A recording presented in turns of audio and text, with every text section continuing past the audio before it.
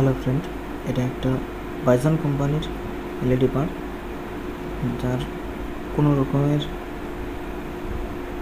কোনো পাওয়ার সাপ্লাইয়ের কোনো সাপ্লাই নেই।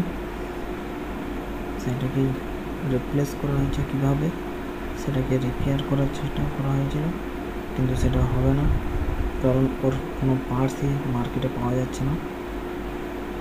MOSFET problem plus diode problem plus একে রিপেয়ার করলে তাও লাইনে টিকবে কি না কোনো সন্দেহ নেই। তাই জন্য ডাইরেক্ট পাওয়ার সাপ্লাইটাকেই রিপ্লেস করে দেওয়া হলো। কোনো রকমের সেন্স নেই এই পাওয়ার সাপ্লাইয়ের।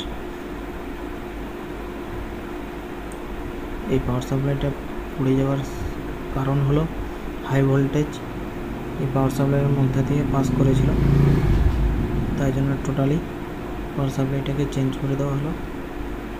ভিডিওটি ভালো লাগলে লাইক এবং সাবস্ক্রাইব করে দেবেন।